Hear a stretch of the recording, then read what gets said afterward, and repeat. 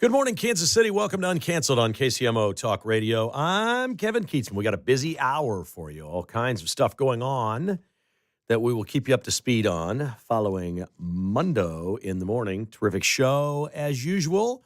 And it leads you into the Vince Show coming up at 11, which is one of the top 10 shows. One of the top 10. They podcast the Vince Show. It is now one of the top 10 in America. Very quickly as it has just started. I saw that on some podcast rating sites yesterday, which I follow closely as a podcaster. So interesting to see that. It would be nice to have a platform like that and be able to do my podcast and see where it would rank, wouldn't it? Get on a few hundred radio stations, have a built-in podcast platform already there for you. But Vince is doing very, very well in his first few weeks here on KCMO Talk Radio and around the country. We got some good topics today, including sort of the, mission of this administration. One of the things that we see a lot with the men that work in the Trump, and really the women too, we see a toughness about them, but also a soft side. And a little bit later, I'm going to show you the soft side of J.D. Vance, who just about 10 days ago was firing off automatic weapons at a military base, and the soft side of Kash Patel, the FBI director. We know that they're tough guys. We got that part. We see all the testosterone in this administration, and we see the toughness in the women, too. But the soft side is important for Americans to see, and these are, I think both of these things you're going to hear really, if the left reported it about either Vance or Patel, well, they'd never report it because it humanizes them and makes them real folks like us, and they don't like that. We'll talk a little bit later about the national championship game last night with Mark. That was, Mark won the Cumulus Kansas City bracketology pool. He won it before going in last night. He had Florida, but it didn't matter. He'd accumulated so many points the first part of the tournament that he was going to win no matter what. I was going to win it I was going to finish second. I was going to finish second if Houston won the game. They blew a 12-point lead. Continuing in my futility in brackets where I've had so many chances through the years going into the Final Four. Never has my team come through for anything meaningful.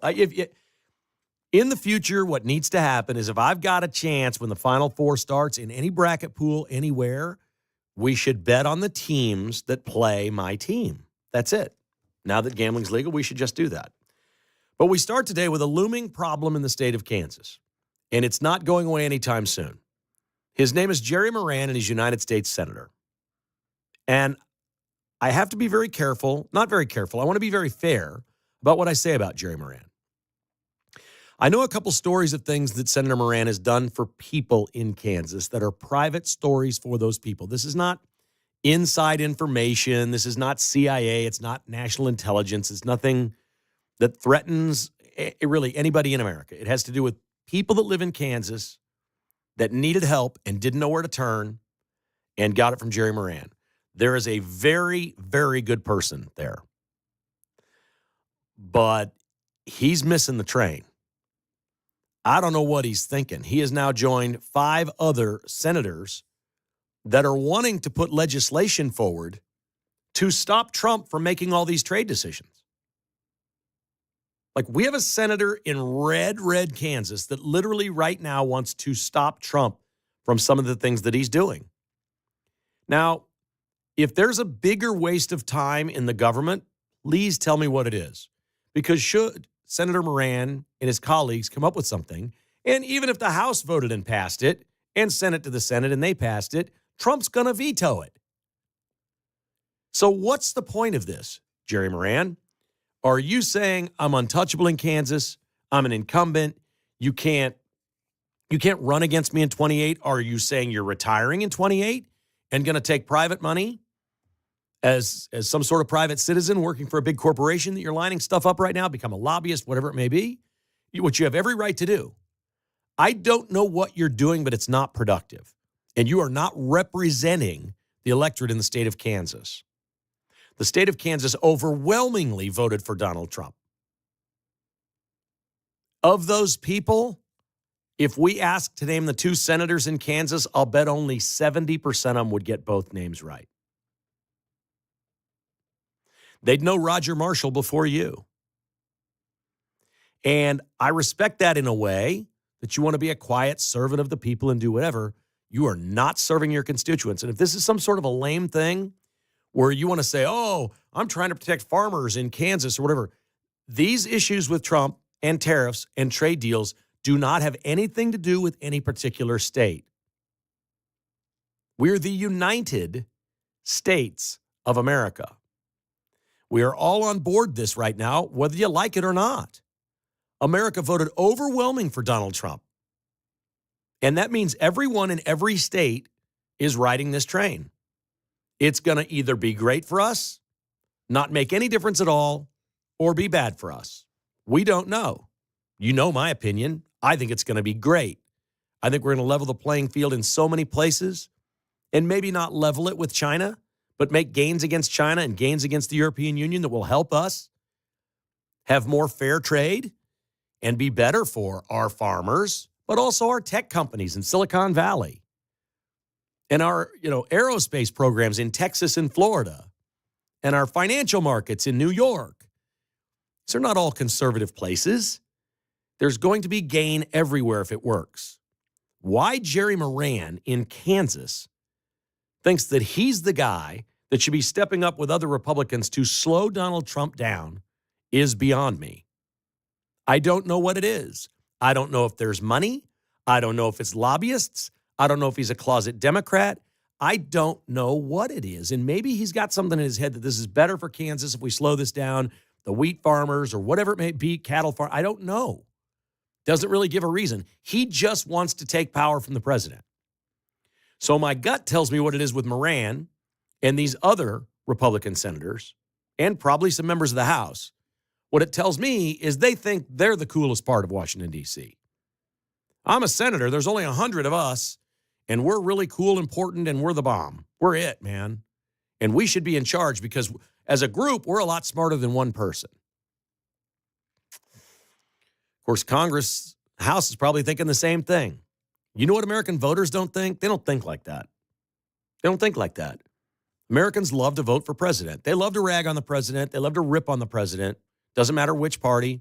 Everybody likes to complain. Popularity ratings of current presidents can never be great because nobody wants to tell the truth, that they're rooting for their president, that they want their country to be strong, that they don't want their president shot in the head,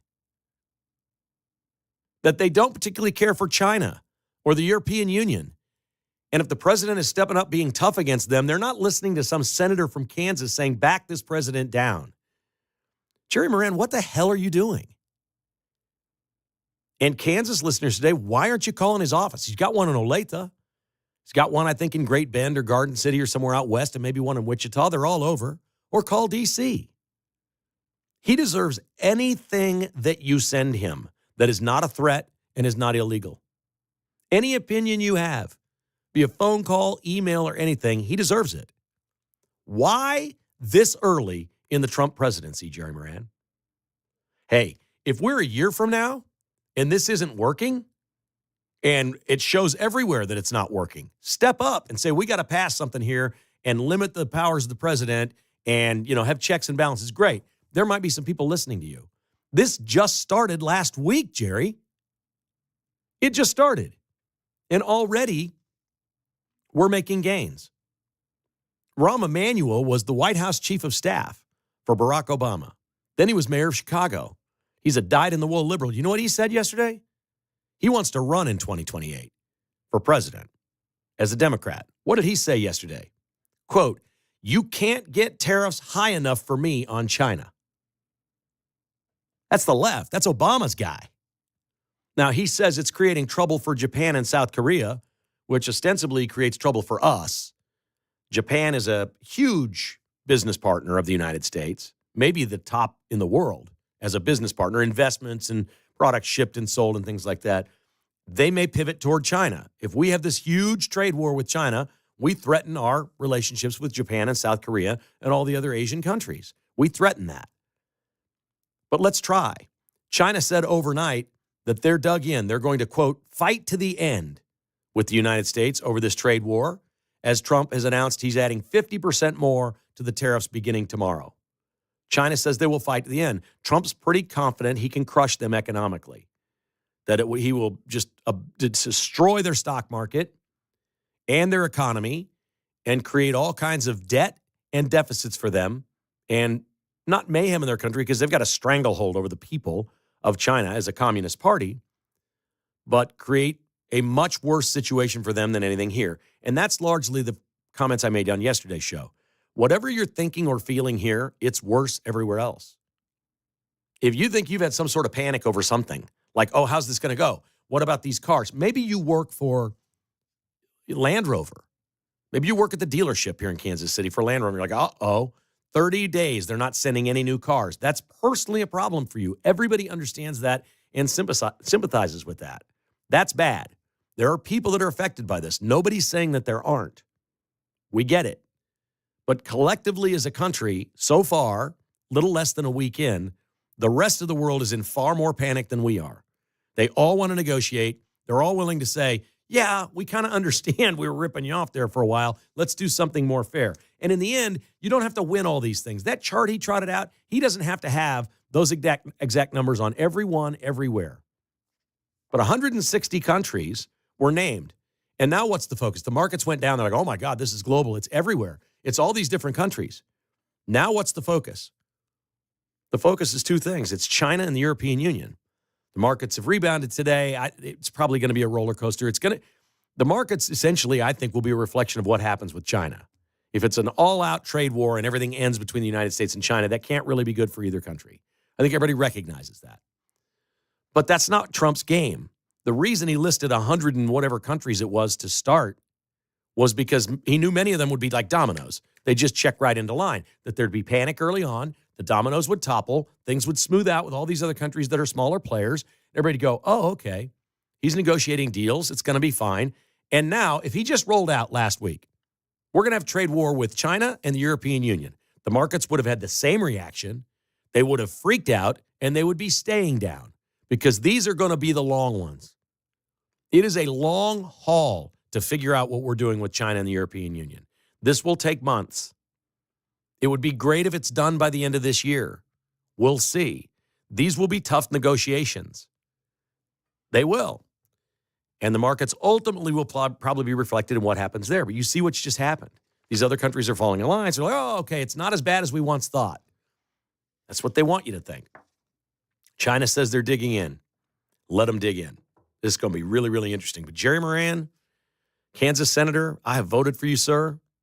I appreciate the good things you've done for the state of Kansas and for the United States of America. 2 months in, 2.5 months in to a Republican president's presidency is not the time for you to go rogue against your president with 5 other senators and say, my president has too much power. That ain't how the Democrats do it, and that's not how you should be doing it. 6 months from now, a year from now, maybe. Not right now, Senator Moran. 913-408-7957 is the number to call. You're listening to Uncanceled. I'd love to have your phone calls next on any of these topics or whatever's on your mind. This is KCMO Talk Radio.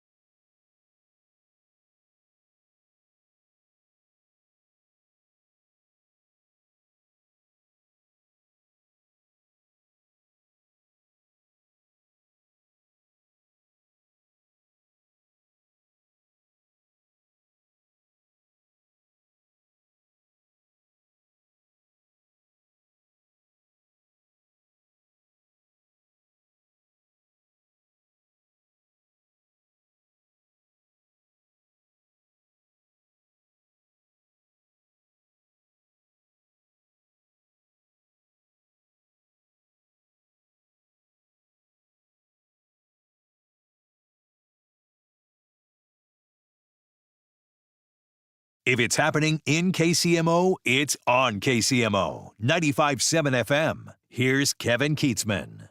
All right, we're back on Uncanceled. We've touched a nerve with a couple of folks that don't like Jerry Moran very much. This should be interesting. We will start today with Betty in Northeast Kansas. Good morning, Betty. How are you? Good. Thank you for having me on your show today. Appreciate you being on. Thank you. Oh, just first, I just want to say that after I heard your message, it was just very inspiring. And basically, I reached out to Senator Moran's office and left message, 2 of his offices. And the worst part about following up is I couldn't even get a hold of a live representative. I had to leave a voicemail. And I think that's part of the problem with politicians. I think your message was spot on. And I just wanted to say thank you for putting a spotlight on it.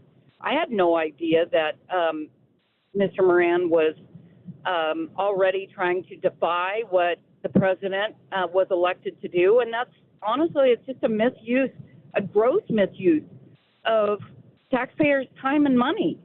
If we were going to do something, why not, take what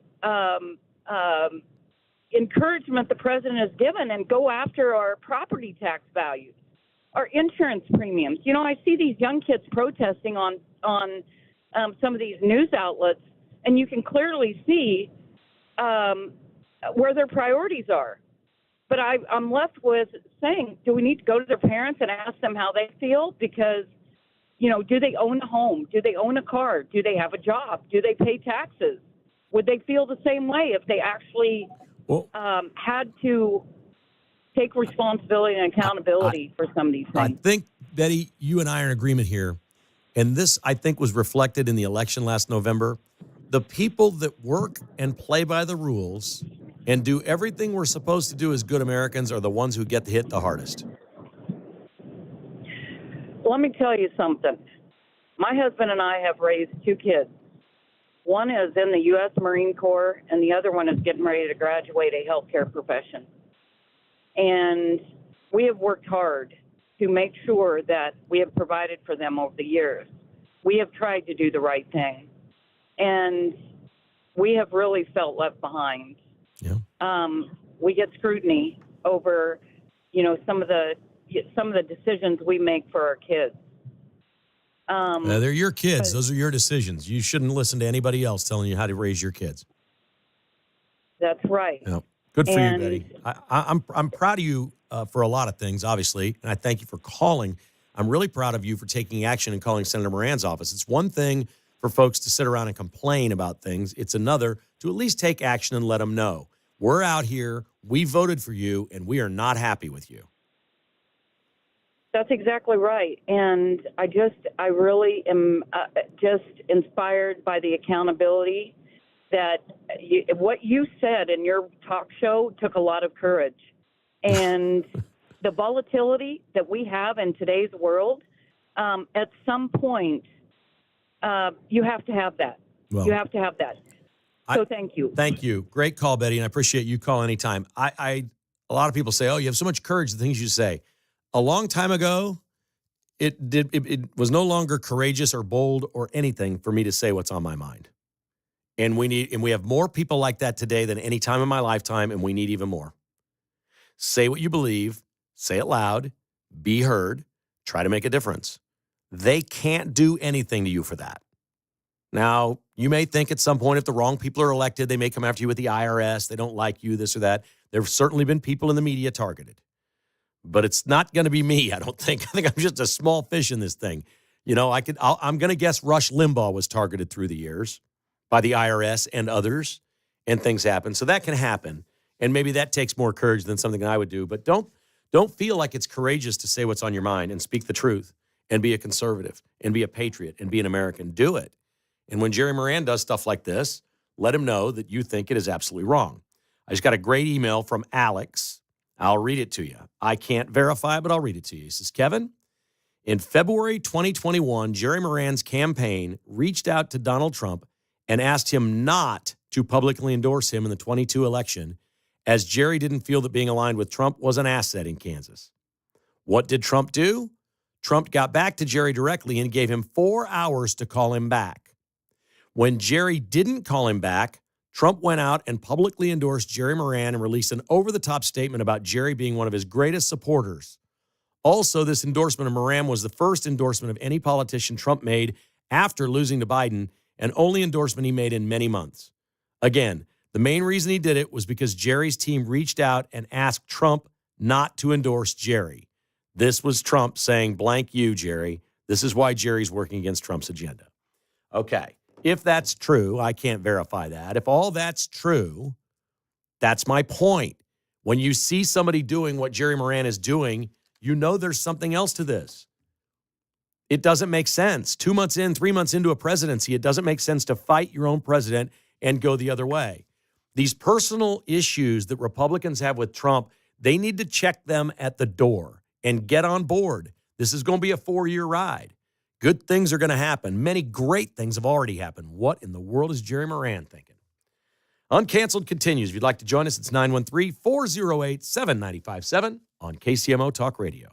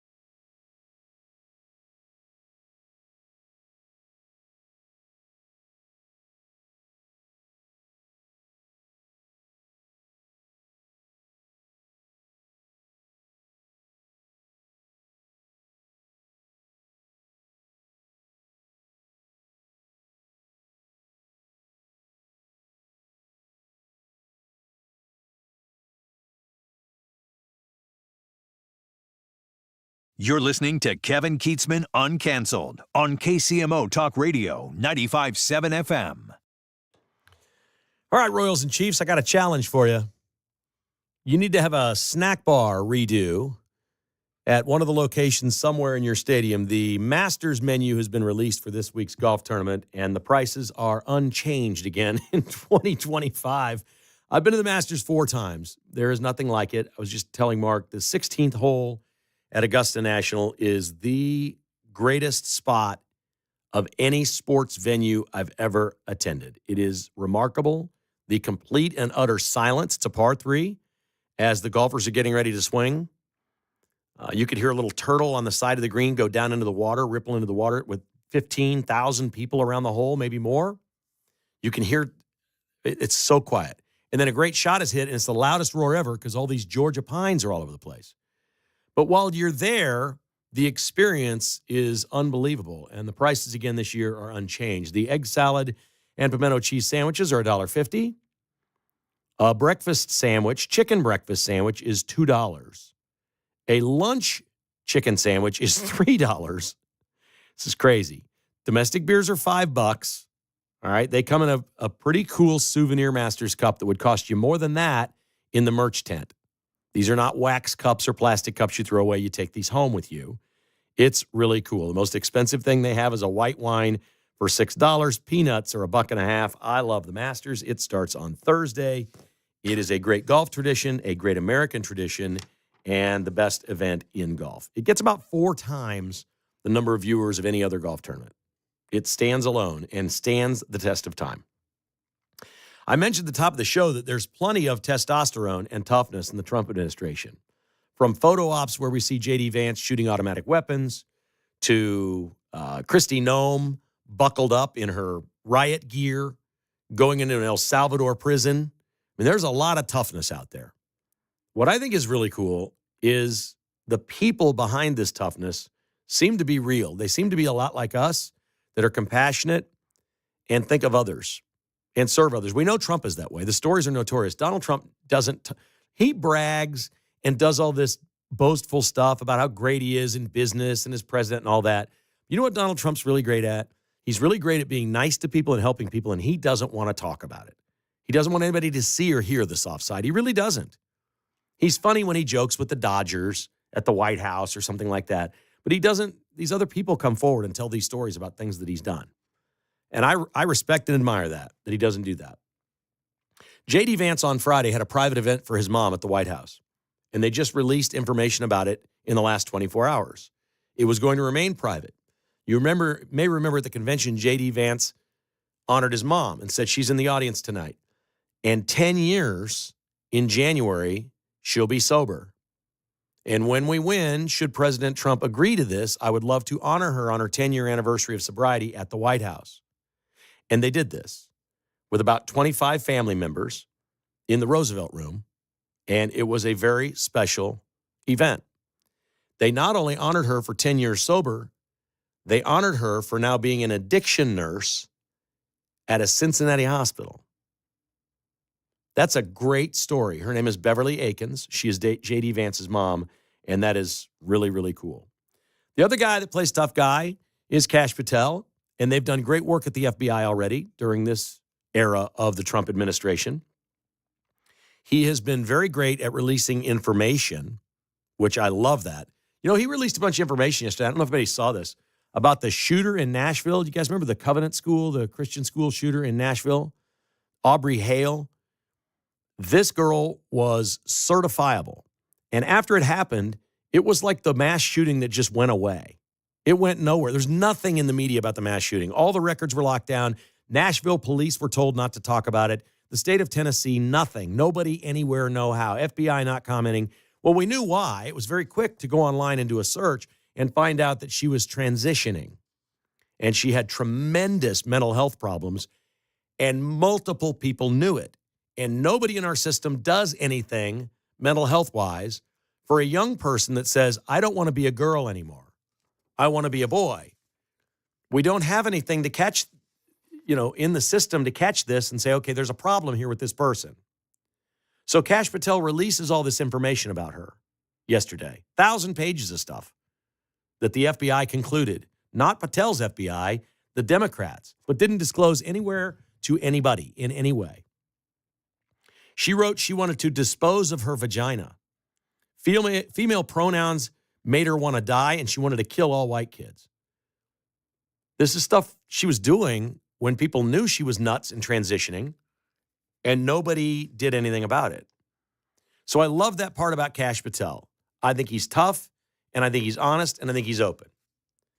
But he did something this weekend that you may not have heard of, and it's completely different than anything you'd think of Kash Patel.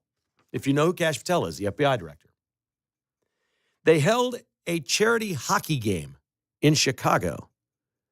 It was the Chicago field office of the FBI versus the New York field office of the FBI to raise money for fallen FBI agent families. Kash Patel played hockey over the weekend. Chicago beat New York 3-1, but that's not the point of this. The point of this is it's getting tough. It's getting violent. The job will not be as easy the next 4 years as it was the last 4 years. There's a chance you're going into a dangerous situation. It can happen. We're asking you to round up the most vile people on our soil. It's work that they signed up for, but I'm certain, at least in the FBI and many of our agencies, there was some complacency where it had gotten easy and pretty white collar. And yeah, I carry a gun, but I'm not really threatened any day. And that may be changing a little bit. And I think this is a wonderful message to send to every field agent in the FBI. I'm not just the tough guy saying we're going to go do the hard work. We're going to honor those that have fallen. I'm going to play hockey. And they played hockey, and they raised a whole bunch of money, and they're helping out those families. And I just think that's really cool. I think the soft side of really tough people who are like out there and a little bit in your face sometimes, I think the soft side of those people is a great thing to see. I think it humanizes them, and I think it makes them more relatable to Americans.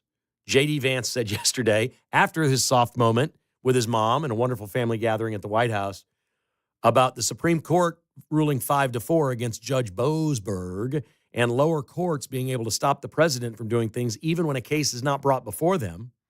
J.D. Vance says, quote, "This is a major loss for the lunatics." See, I like that. That's exactly what it was. It was a major loss for the lunatics. But I love the soft moments, and I love some of the nice things that they're doing. One of the people out there who says an awful lot, and I actually respect, and I think he is wildly talented. There are times that I can't take him. It's over the top. It's too much, whatever. I can't tell you how much I respect Stephen A. Smith. Sometimes it's trivial crap. He gets in a brawl and a fight down in the mud with LeBron James, and I don't care. I don't care that Stephen A. Smith is having a feud with LeBron James. When Stephen A. Smith is actually talking about things, he's not afraid to say what he believes. Many of his beliefs are rooted in what he believes he has become, and that is a self-made man who's overcome a lot and achieved in an industry in ways that others in his industry have not. He's also very masculine. He's one of these bros. And it's different than the Obama bros. We saw the Obama bros, and they were all touchy-feely. The Trump bros are kind of butt kickers.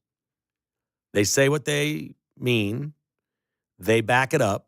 They're sort of tough guys. A lot of them are in fighting, UFC, Joe Rogan, Dana White. Some of these people you see Trump running with, these tough, strong, big athletes, football players. We see a lot of that. It's cultural. It doesn't go unnoticed. Men gravitate toward it. That's why Trump dominated the male vote so much. They gravitate towards strong males. They respect it. We're going to be tougher and stronger than China. Male voters love that. Not Tim Walz, but male voters love that. But a lot of women like it too. They recognize that their household is better if their man is strong. In many ways that women aren't. That is no knock. There's obviously a million things women can do that men can't do, or a million things that women are better at than men. This is the order of things. It is respected. Stephen A. Smith is now saying from ESPN that he's not ruling out running for president, that he may run in 2028, presumably as a Democrat, but don't rule out doing it as an independent. whatever that iteration of an election would look like. But he's polled very well with Democrats. Stephen A. Smith will do terribly with the really, really wackadoodle far left. He may say, I'm for gay rights in the alphabet community. And he may say, there's racism in America. I'm black. Vote for me. He may do those things. But he's going to have a lot of issues that he agrees with Trump on because he's already on the record as saying he does. And it's going to be hard to backtrack. He believes in winning.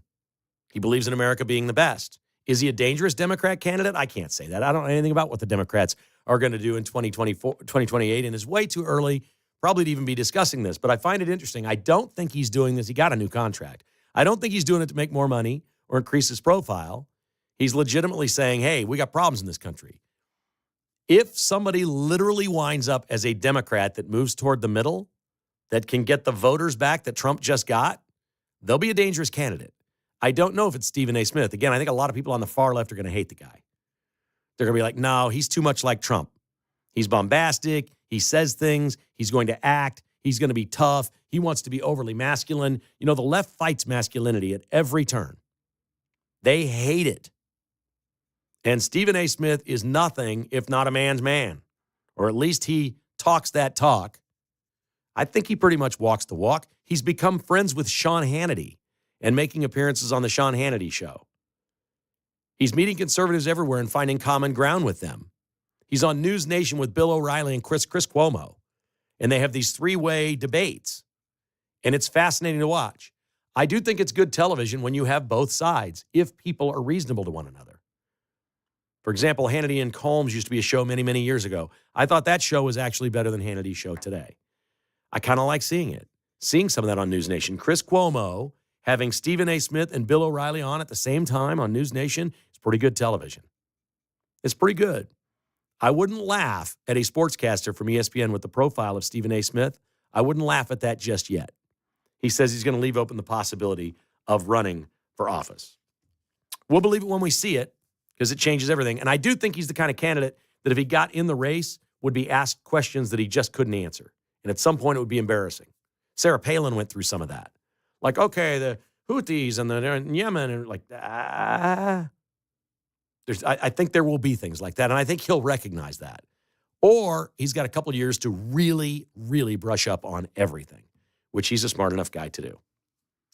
913-408-7957 is always our number, and you are always welcome to join us here on Uncanceled. We come back.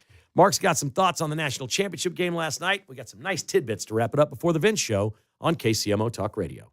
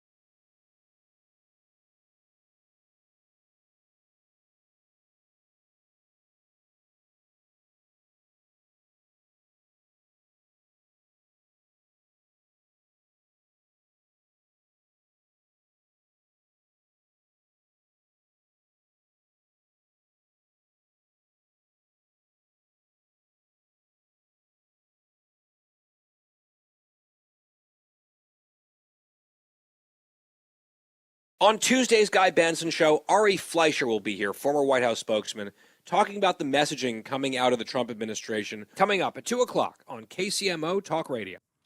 Little known story that has made public, although the White House doesn't want people to know about it, I don't think yet, but they will, I think, at some point.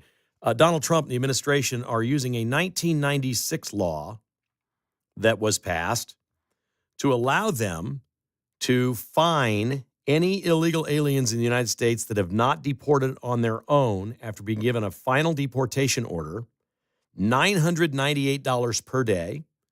They are ordered to leave, and if you don't, we will fine you. We can seize your property. This can be retroactive for up to 5 years and $1 million. They're not really making it public, but they inherited a whole bunch of illegal aliens that had been given final deportation orders that didn't leave because Biden was president. And if they haven't left by now, the Trump administration is notifying these people, your fine is retroactive to whenever you got that notice, $998 a day. I don't know how they picked that number, but it's a fantastic number. And you will have this retroactive for up to 5 years and have to pay the full boat on the thing.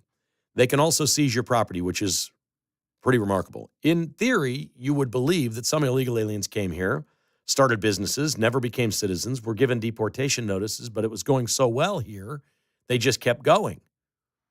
And maybe they're willing to risk it at this point. I don't know. I don't know how many people would fit into this category, but this is like the gold card, that $5 million passport. There could be some real money in this from some of those that came here and did well.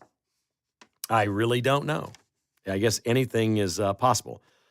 My note from Pete's show, Mundo in the Morning this morning, he does Tirade Tuesday. And this one, I think Pete was up against a break.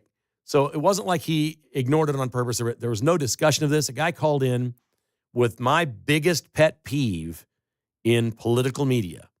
And they do this by design on the left to reinforce something that is not accurate. They refer to it as the Republican Party and the Democratic Party. Well, both parties are Democratic, but there's only one Democrat Party. This guy called up and said, I can't stand it. Rush Limbaugh, this was a big Rush Limbaugh thing 20 years ago. You know, Rush was on this. Like, it's a Democrat Party. This is a Democrat initiative.